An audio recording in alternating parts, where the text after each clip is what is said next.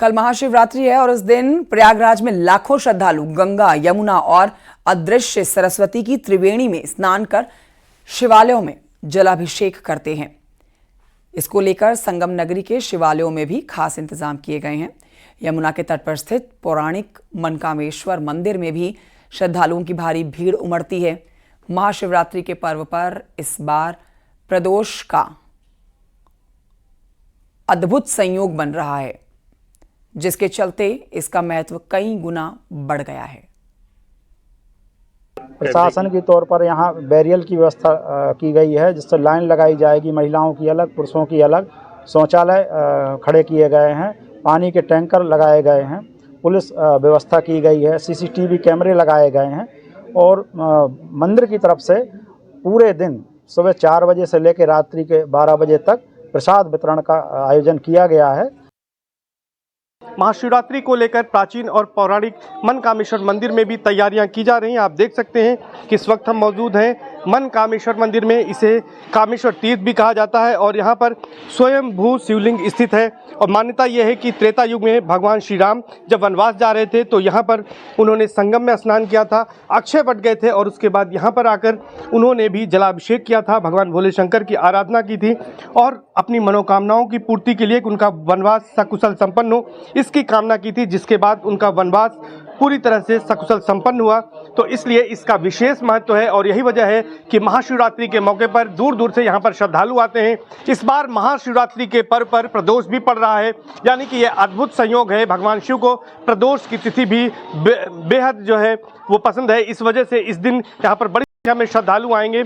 यहाँ पर भगवान भोले शंकर को जो भी प्रिय है, चाहे वो धतूरा हो, बेलपत्र हो, पुष्प हो, तमाम चीज़ें वो यहाँ पर अर्पित करेंगे। इसको लेकर यहाँ पर प्रशासन की ओर से व्यापक तौर पर इंतजाम किए जाते हैं। बैरिकेडिंग यहाँ पर लगाई जा रही है।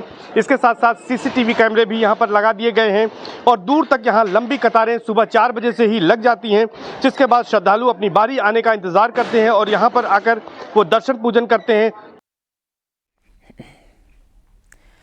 और आइए अब आगे बढ़ते आपको बताते हैं कि आज पंडित गोविंद वल्लभ पंत की पुण्यतिथि है और सीएम योगी ने पंडित गोविंद वल्लभ पंत को नमन किया है। सीएम योगी ने सोशल मीडिया प्लेटफॉर्म एक्स पर पोस्ट किया है। ये देखिए, उनका पोस्ट आप देख सकते हैं। महान स्वतंत्रता सेनानी, लोकप्रिय राजनेता, देश के पूर्व गृह मंत्री और उत्तर प्रदेश के पूर्व मुख्यमंत्री, भारत रत्न पंडित गोविंद वल्लभ पंत की पुण्यतिथि पर उन्हें विनम्र श्रद्धांजलि। देश और समाज की सेवा के लिए समर्पित रहा उनका पूरा जीवन निरंतर प्रेरणा प्रदान करता है।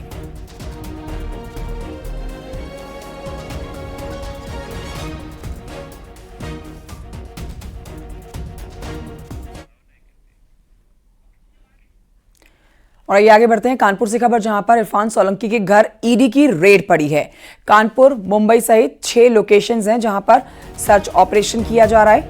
1 साल से जेल में बंद है इरफान सोलंकी। महिला का घर जलाने के मामले में जेल में बंद इरफान सोलंकी और अब ईडी के फेर में फंसता हुआ नजर आ रहा है, क्योंकि इरफान सोलंकी के घर पर ईडी की रेड चल रही है।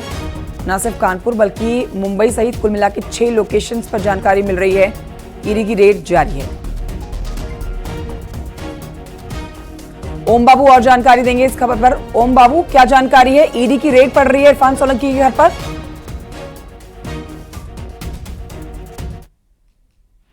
जॉर्ज मऊ स्थित आवास पर पहुंचे हैं और कई गाड़ियों से करीब 1.5 दर्जन से अधिक अधिकारी और कर्मचारी उनके घर पे प्रवेश कर रहे हैं और छानबीन कर रहे हैं। इसके अलावा मुंबई, दिल्ली तथा लखनऊ में भी इरफान के ठिकानों पर छापेमारी की सूचना मिल रही है। तो इससे साफ तौर पर अब इरफान पर शिकंजा कसता जा रहा है। हालांकि इरफान सोलंकी बीते 1 साल से महाराजगंज जेल में बंद है, महिला का घर जलाने के आरोप में। इसके अलावा आचार संहिता के उल्लंघन पर 14 मार्च को एक फैसला आना है, जिसमें उन्हें सजा प्रस्ताव। जी ठीक है ओम बाबू, लौटूंगी। शंकर आनंद भी इस पूरी खबर पर जुड़ गए हैं हमारे साथ, उनसे और जानकारी ले लेते हैं। शंकर आनंद, अब ईडी के फेर में फंसता हुआ नजर आ रहा है इरफान सोलंकी। इस समय जेल में है और महिला का घर जलाने के ऊपर उसके ऊपर कई गंभीर आरोप लगे हुए हैं, लेकिन अब ईडी के फेर में कैसे फंसा है? क्या जानकारी ईडी को मिली है? कहां कहां पर छापे पड़ रहे हैं? कितने अधिकारी इस समय मौजूद है? क्या अब तक मिला है रेड में? सारी खबर विस्तार से बताइए। इस वक्त में केंद्रीय जांच एजेंसी ईडी यानी प्रवर्तन निदेशालय के द्वारा 6 लोकेशन पर सर्च ऑपरेशन को अंजाम दिया जा रहा है। और ये जो 6 लोकेशन की अगर बात करें तो कानपुर और मुंबई है।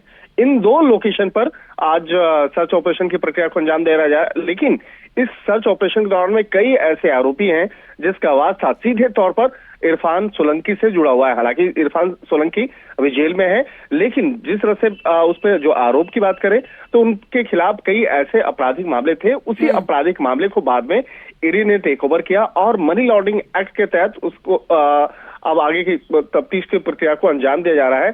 और जिस तरह से इस मामले में मुंबई में रहने वाले कुछ बिल्डर्स हैं, बिल्डर के यहाँ पर भी सर्च ऑपरेशन की प्रक्रिया को अंजाम दिया जा रहा है, जिसमें कि शौकत अली नाम का एक बिल्डर है और वो सिसमाऊ इलाके का ही रहने वाला है।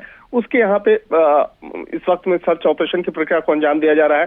इसके साथ ही कानपुर दंगा जो हुआ था, कानपुर में जो साल 2022 में दंगा और आगजनी हुई थी, उस वक्त में कई ऐसे बांग्लादेशी जो थे, बांग्लादेश मूल के रहने वाले कई ऐसे आरोपी हैं, उसको इस इलाके में शरण देने का और उसके बाद उसको सह देने का और उसके मार्फत से ही उस दंगा को आगे बढ़ाने में उन आरोपियों की भूमिका रही थी। आप इस खबर पर नजर बनाए रखिए। फिलहाल की जानकारी के लिए आपका बहुत शुक्रिया। और इसी खबर के